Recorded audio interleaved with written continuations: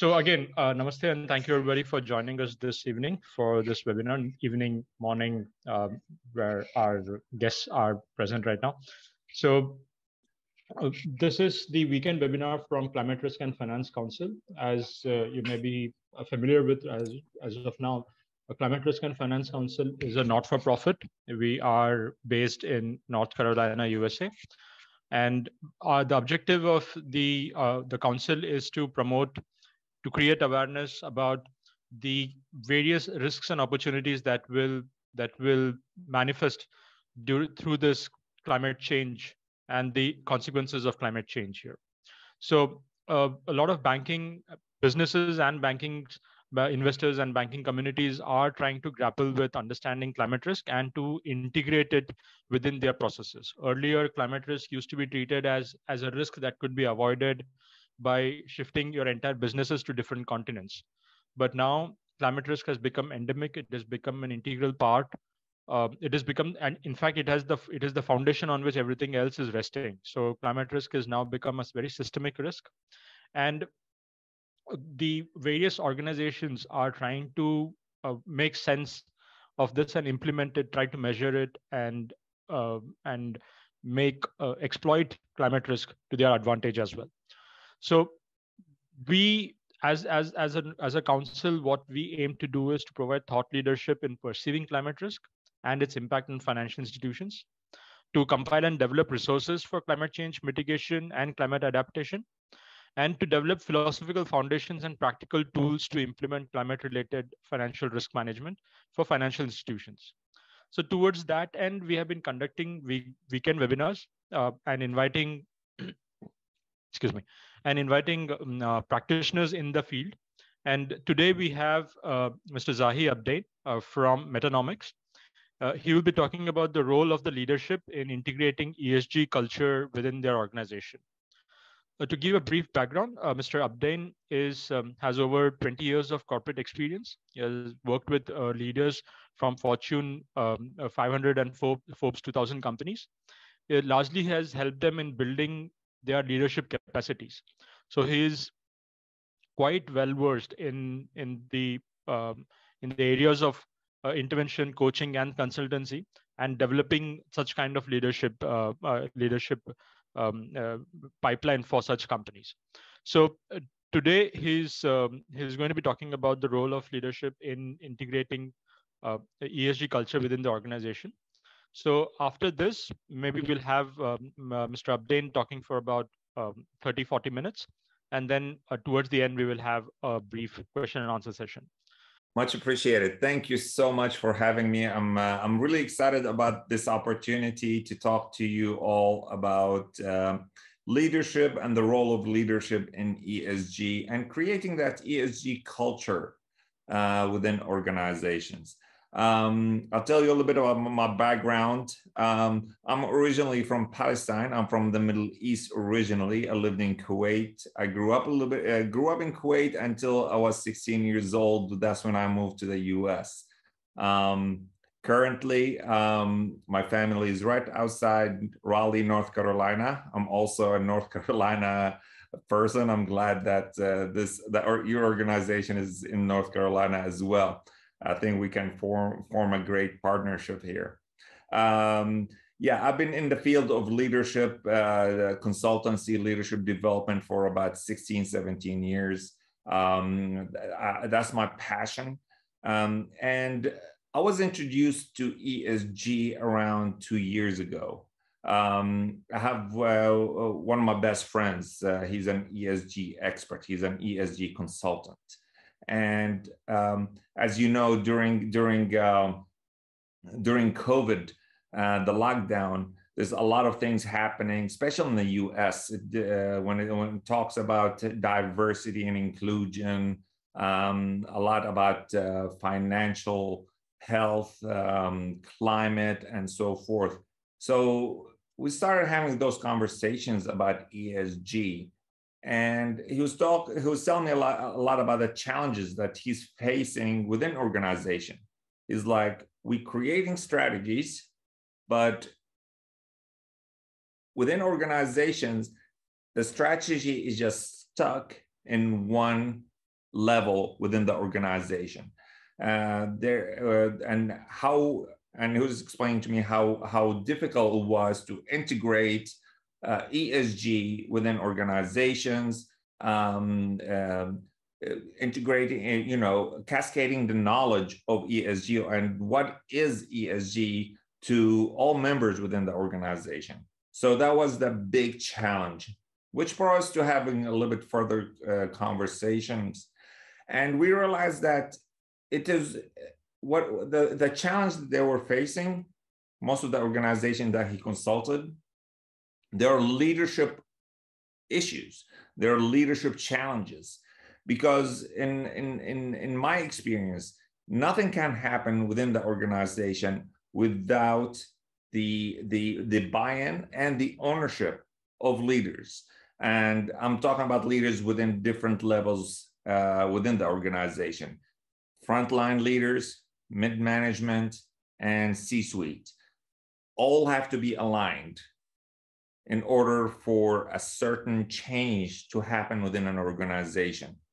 And that includes ESG as well. So that's where we created Metanomics. Metanomics is a startup. We registered in Delaware and US. And we created it's a technology company because we have simulation where we can teach leaders, teach individuals within the organization about ESG and the importance of ESG and how to have that mindset of ESG. So I'll share my slides right now and go from there and explain a little bit about what is Metanomics and where we come up with the name, actually, Metanomics. Metanomics actually is a little bit long. It's a weird name, but actually we created it from. There's a reason why we came up with that name. It came from a theory of meta-economics, which talks about economics that broadens the rational.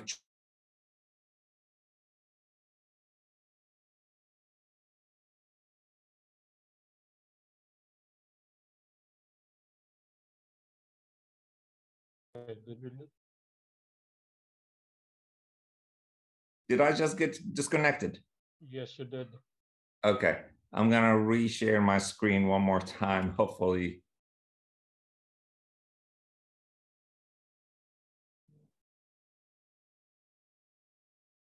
Yes, we can see that now. Yes. Okay, good.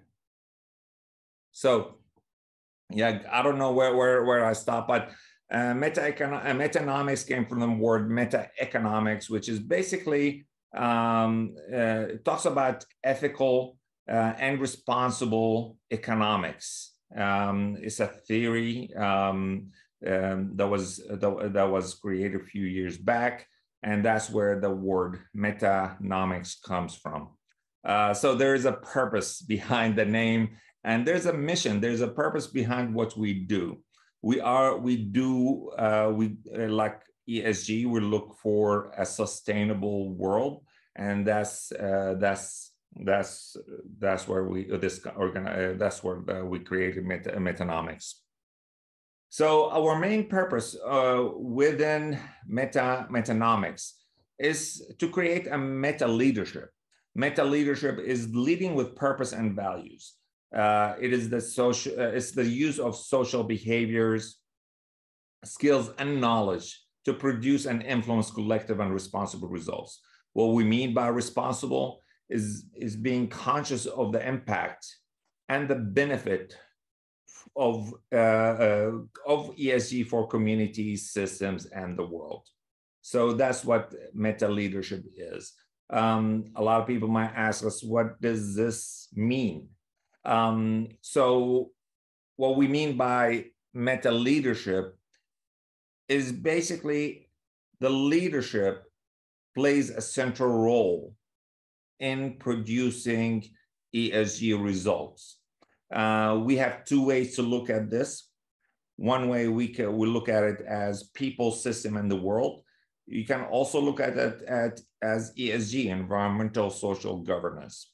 So as leaders, and that's what we help, that's what we do. We help leaders increase their capacity. We build capacity for leaders to have an ESG mindset, to have a meta leadership mindset. What we mean by that is, as a leader being in this, as playing a major role, a central role in promoting and integrating ESG within an organization, he or she must have a certain mindset. And that mindset is a mindset of curiosity, compassion, and courage. What I mean by that is, curiosity is basically asking the right questions, asking questions. Why are we doing why are we doing things? Why are we doing it this way? And just asking questions to know a little bit more about some of the decisions that are being made within the organization. Having a curiosity of understanding what's happening around them. Another leadership mindset that we teach is compassion. A compassion, basically having the understanding, having empathy towards other people, having empathy towards self as well, and also having empathy towards the world and the earth. That's another mindset that we promote, as well as we teach our leaders.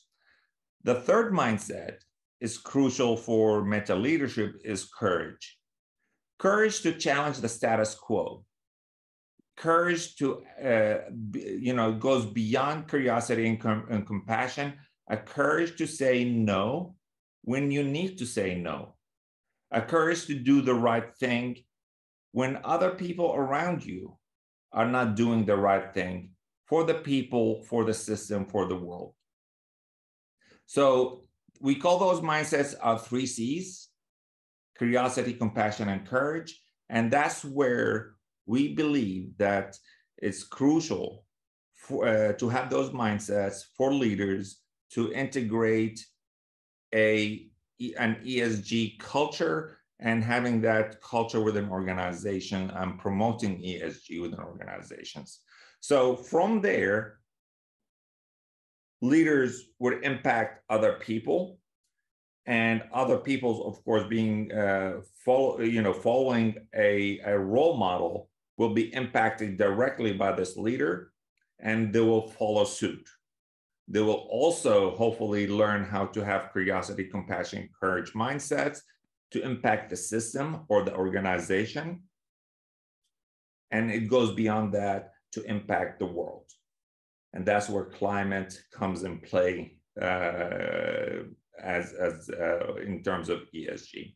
And as you see within this framework, the arrows going in all direction, because my leadership will impact my people, it will impact my organization, it will impact the country and the environment that I'm surrounded with.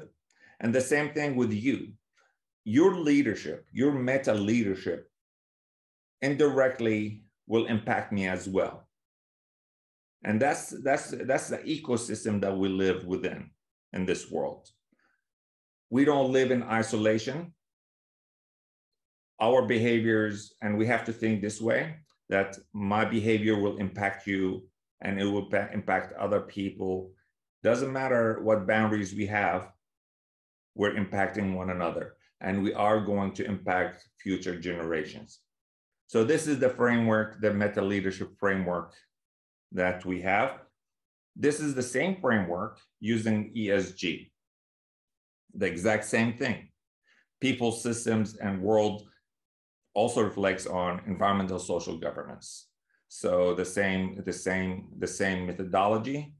Your role with curiosity, compassion, and courage mindset will impact the people around you, will impact the organization, and that's where governance comes in play, and will impact the environment and vice versa.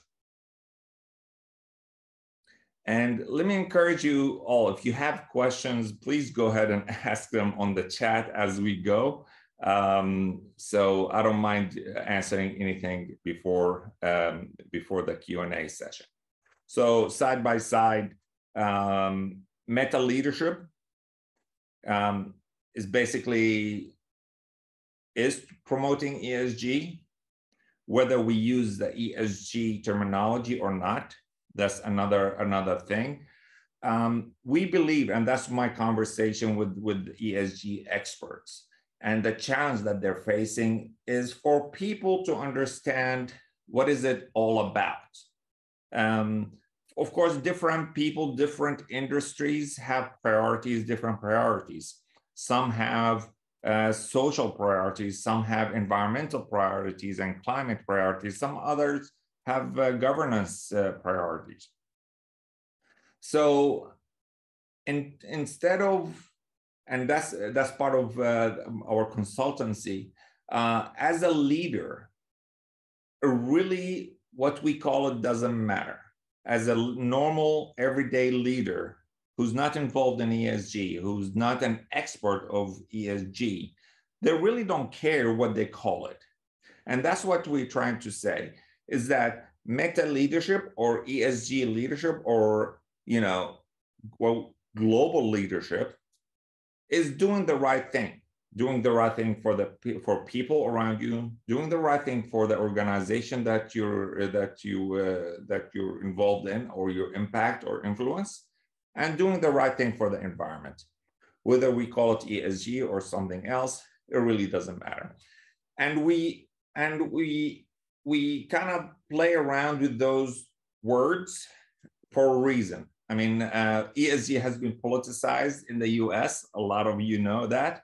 And there's a lot, you know, it became a political word. And honestly, as leaders within organizations, that we care about our organization, we care about people, we care about the environment. It's basically, and it's as simple as doing the right thing. Being conscious, being responsible, and doing the right things. And having that mindset of curiosity, compassion, and courage to do the right thing. So this is our framework. This is what we follow. This is basically what we use to bridge the gap between ESG strategy and operations and people within the organization. That's how we influence people to follow suit, to promote that strategy and to actually execute that strategy. I think there's one thing. What is the role of compliance in ESG? I would love to understand a little bit more about this question. If you can elaborate a little bit more about the question, I would appreciate it. So, as from there, from meta leadership, Metanomics, we've created different programs. Those programs are ESG leadership. Those programs are leadership programs. They're not technical. Of course, there's a lot of people who are technical and they teach technical and they give technical ESG certificates. For us, we teach leadership. We teach those 3 mindsets and how you can use those mindsets to promote ESG. One of our main products is a simulation, an ESG simulation that can help people to think with the 3 C's mindsets, to make decisions based on 3 C mindsets and so forth.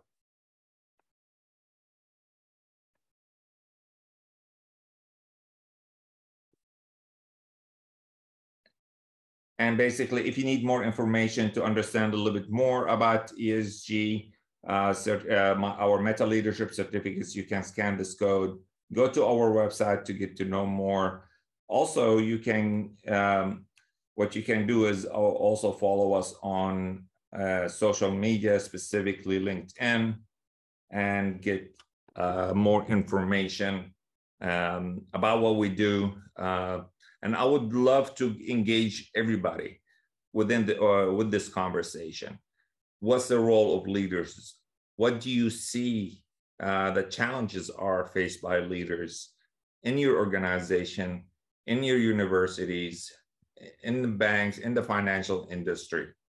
Do you see there's a link between the strategy and the everyday employee, the everyday leader, or do you see a gap? And I would love to hear from you. And thank you again. Thank you so much for having me. And I think we can open it up for questions or whatever way you want. Okay. So thank you for that, Mr. Abdain. So the first question that says from Satyan Vayudu, it is, what is the role of compliance in ESG? And he explains what compliance is like: a statutory submission or monitoring and evaluation from some kind of a regulatory body. Mm-hmm. So what is the role of compliance? Yeah, for me, again, I'm not an ESG expert. I'm a leadership expert. I think compliance has to be across the board. What we're trying to promote is ESG should not be only about numbers. It shouldn't be about ratings. It shouldn't be about measurements. It should be a lifestyle. It should be a culture within your organization.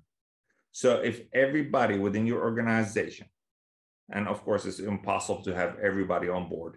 Let's say you have 60, 70%,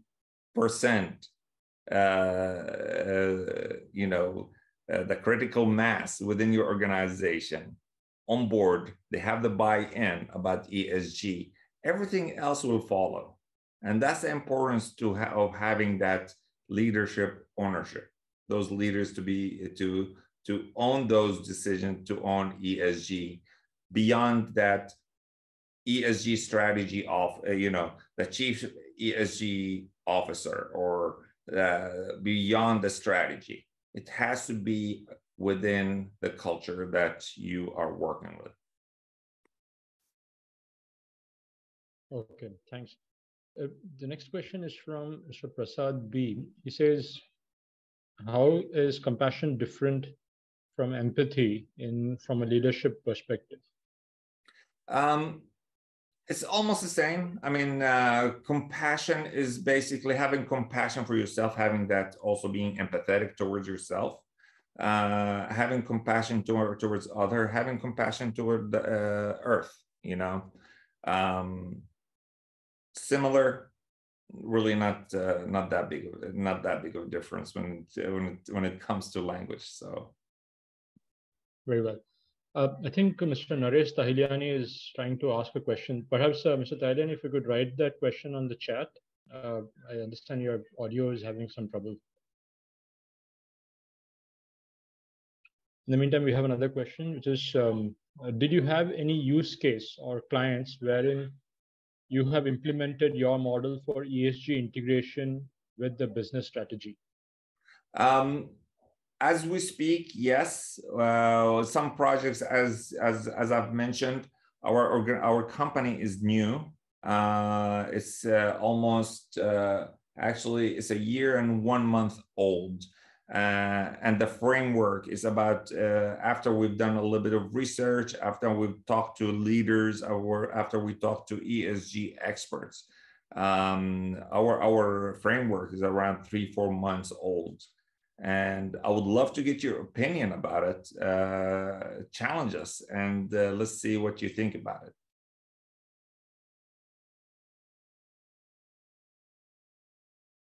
A follow-up question is, can you please explain about the certification programs in that sense?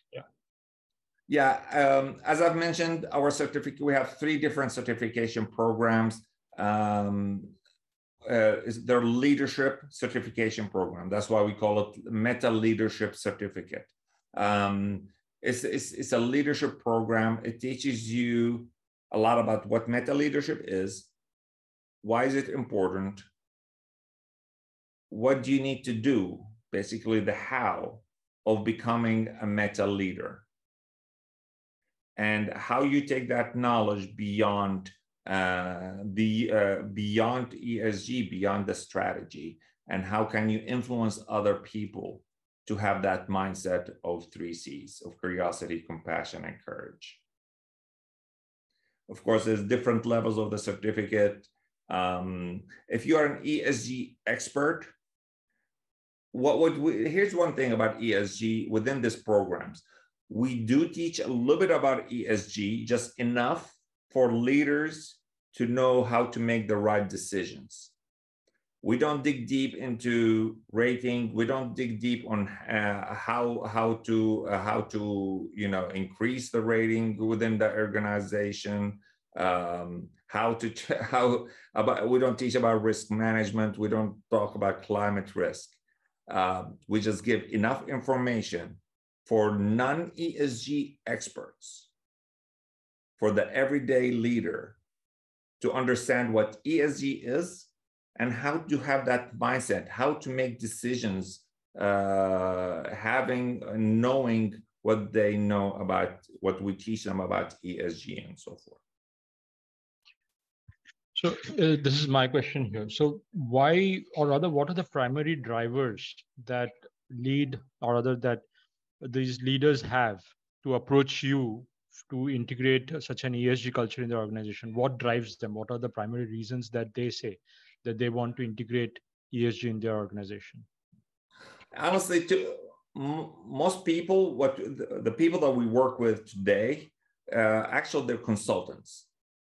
Consultants that are challenged by executing their ESG strategies in some of their organizations, some of the organizations that some of their clients, and that's the main driver. They're saying, we have an ESG strategy, it is somewhere, but the problem is most leaders think it's somebody else's problem. Is somebody is there, we already hired an expert, we already hired a consultant to help us with ESG scores and so forth. And that's the main challenge. They don't see the connection between ESG and their culture.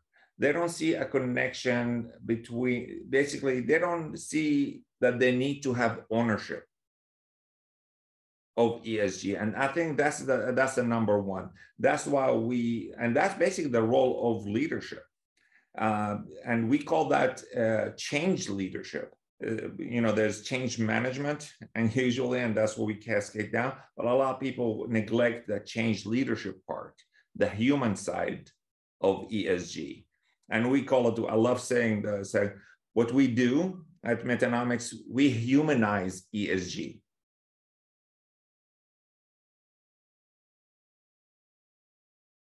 So thanks for that answer.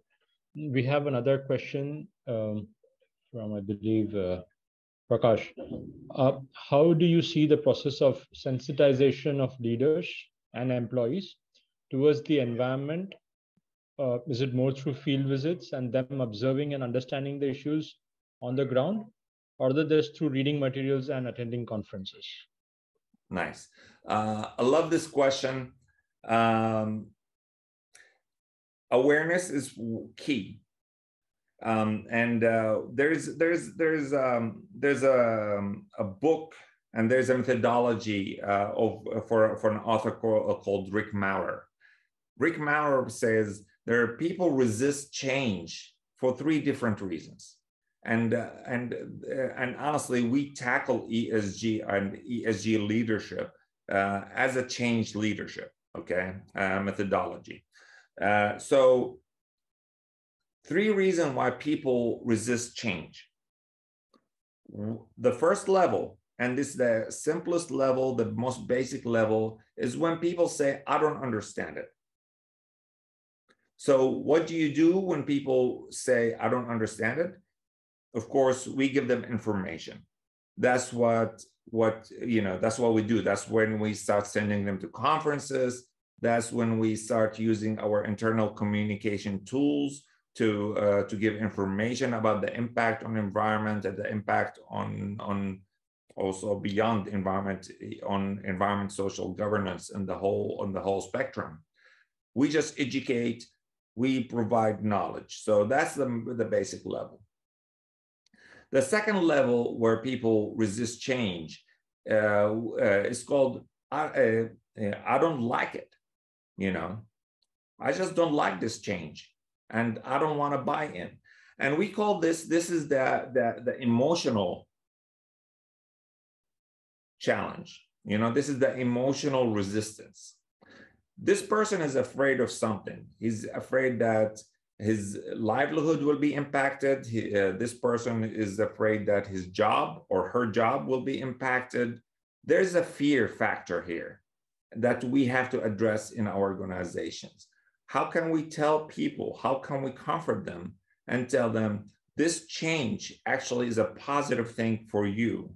This change is a positive thing, not only for you, for your employees, for your society, for your family, and so forth. So this is the emotional resistance, and that's when we need to comfort our employees, our people within our organization. The third level of resistance is when they say, I don't like you as a leader, and I'm not going to follow you.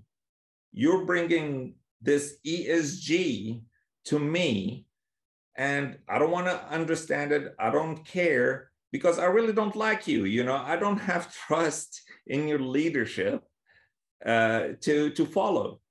And that's where we say this is where leadership is crucial. That's where leaders need to be role models. So when the time comes to say, okay, we have to think about the climate change, we have to think about the environment and so forth, they are liked enough, they're trusted enough by their people around them that they're going to follow suit without that much resistance. So 3 levels of resistance, different approaches that we have to take care of. And that's what we teach our people in our certificate program. Thanks for that. We have another question. As you are saying that your organization is not having any ESG specialization, do you collaborate with any partner specialized in ESG in providing your services? More operational question, yes. Yeah, absolutely. I mean, we partner with, I would say, ESG experts. We partner with ESG consultants. We are not like ESG consultants. We are leadership consultants. We are leadership experts. That we have understanding of ESG. We have understanding of the impact that ESG has, and the positive impact it has on the world. And that's why we have the organization. But we do partner with consultants. They come and get our simulation. They use our simulation. And they're using our training programs to increase capacity, not only for their people within their consultancy firms, but mainly also for their clients who are being challenged by this, by engaging people with ESG. Okay, thanks for that. Great questions. Any specific industries that you target, that you work with? Any narrowed focus? Okay. No, nothing. I mean, leadership is a wide topic. Leadership is for everybody, whether at home, in school, corporate world, governments. Leadership is critical everywhere we go. We're just giving people the tools to think, to expand their thought process, to expand their mind using our framework. So, which kind of brings me to the other one. So, when leadership can be such a wide spread across the spectrum of industries and specializations, but there are hierarchies of leadership, as you mentioned. There are frontline leaders, mid-management, and your C-suite. So what is the difference that you see between acceptance of ESG across these hierarchies of leadership? It's ironic. This question is a great question. Of course, senior leaders, they have a strategy, and a lot of people want to execute that strategy. They want to be successful. And what we are seeing is the everyday leader also want to do the right thing. Resistance is not that big when you frame it in an easy way to digest. And I think that's the challenge of ESG consultants, experts, that they did not put it in simple words. They did not simplify it enough, especially that it's got politicized. Of course, in the US, whoever live in the US, they understand what of course, the Republicans are fighting ESG. And I don't think they really fully understand it, So, and that's why I said our framework has two sides. One side that we do mention ESG, environmental social governance. Other side, we say people, system, world, When we simplify it to people, system, world, it's easier to digest. Everybody wants to do the right thing for their people. Everybody wants to do the right thing for their communities, for their society. Everybody wants to do the right thing for the system that they operate within. It's common sense. And everybody wants to do the right thing for the world without getting too technical about it. And that's key to our success that we're seeing so far. Thank you for that. Before I go to that, another question is it's just a thought that I had about ESG, and it's very strange how very basic things get politicized in USA. Yes. First you deny climate change, and then you say whatever is the solution is again a problem. However, my understanding of ESG has been, because I understand ESG, or rather, I understand that people understand ESG to be a kind of a compliance thing. If you get a better ESG rating, you possibly are in the good books of investors. By that estimate, one could possibly look at ESG as, let's say, for example, as your ISO rating or your credit rating. You have an ISO rating to prove that your product is a good quality. You have a credit rating to prove that your accounts, or rather the way that you conduct your business, is above par. And then you have an ESG rating to show that you are a good corporate citizen to the world. So I fail to understand why it should be politicized needlessly. I understand USA is a hotbed for innovation, so they also innovate on controversies that are no-brainer elsewhere. True, that is true. So the question is, I believe political will is more important in ESG adoption by industries. Are you providing any consulting or advisory services to political parties? Point on. We're not there yet. Hopefully, we're open. We are open to it. Why not? Why not? Because I think we're trying to humanize ESG. And I think we do need to humanize political parties as well. So.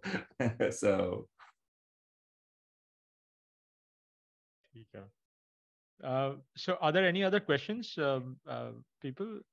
I think we've had a fair amount of questions this time.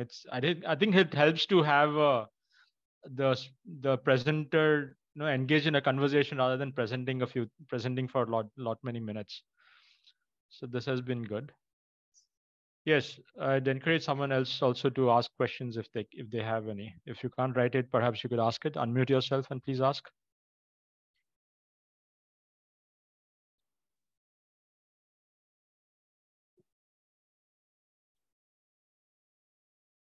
Very well. Okay.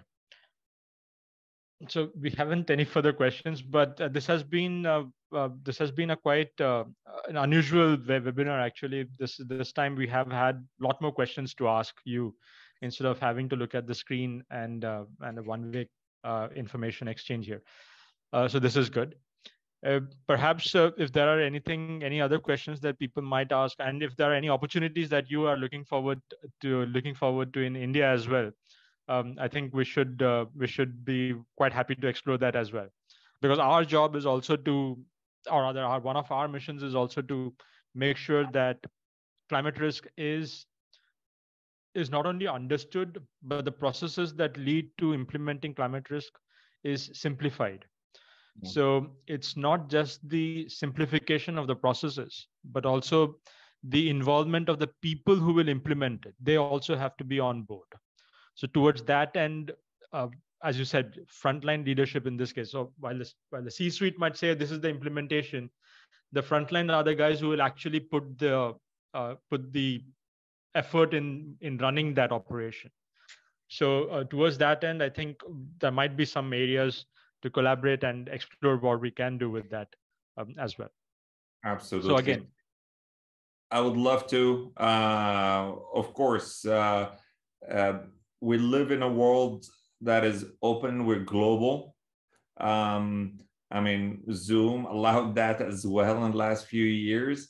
Travel. I travel. I have over 50 trips a year. So I'm used to it. I didn't have the honor and pleasure to go to India yet. I would love to. Waiting for invitation. So just let me, and I'll be there. Yeah, I mean this topic, and that's why we love this topic. It's all about doing the right thing for our fellow human being, regardless of where they are at. This issue is I don't think it has boundaries, and boundaries are created by us as people.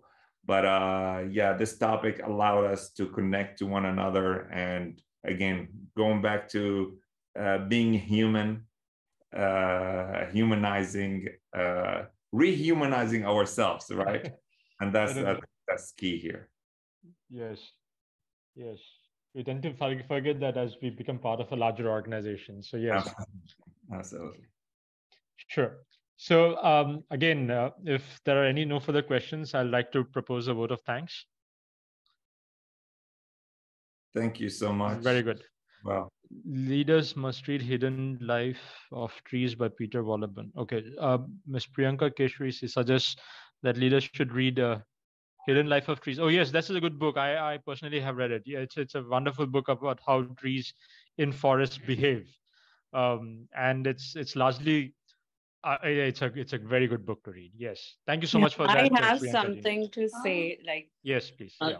the grim realities need to be presented to the leaders with strong stories around how they're. I think what we are feeding them is more of technical stuff, something which has not much to the. Even if you see the contents of ESG, it doesn't have much to do with the real stuff. It's not going to instill the grim realities which are on ground when you go there and you see how difficult the situations have become. I think we need to kind of elaborate the ESG things more with the real stuff on the ground, so that then it will be nerve wracking for them, and then they might develop that thing to actually do things rather than just talking about it. Yes, I mean that's very correct, Ms. Keshri. Ms. Keshri, she works with I believe Axis Bank, and she is one of the auditors for the credits delivered through that bank. So one of her interests is also is biology, or for that matter, plantation and things like that. And that kind of groundedness gives people who are in the financial industry to some more a wider perspective on the things that really matter, because there is no return on investment on a tree growing. There's a return on investment on a dead tree. So so yes, we actually need to quantify it more and present to them in numbers. Yes, what is the actual cost of a tree? Exactly. Yes, I agree. Totally. Yes. I mean, that's what we call a humanizing. You're right. Absolutely. That's correct. So very good. So thank you so much for this wonderful session, Mr. Abdain. And for the patience for answering all these questions as well. And thank you everybody for joining us so late in the evening in India, so early in the morning in USA and elsewhere. Thank you so much for this. So next week we will have another weekend webinar. I suggest if you could also kindly check our websites for the details there. That should and kindly register for that as well if you could. Thank you again. Thank you so much. If you don't mind me, do you mind if I share our LinkedIn link? Yes, please. Please go ahead. Anybody have a question about leadership and the relationship with ESG? Please reach out to us, send us a message, and we would love to engage with you. Again, this is a conversation. Research actually is with a lot of people still doing research about leadership and ESG, and we're still discovering new data. So would love to engage you also with this conversation. Just reach out to us, keep in touch with us. And thank you again so much for having me. It was a pleasure, much appreciated, and hopefully we'll see you in North Carolina soon. Thank you so much. Thank you. Yes. Thank you. Good day. Yes. Thank you.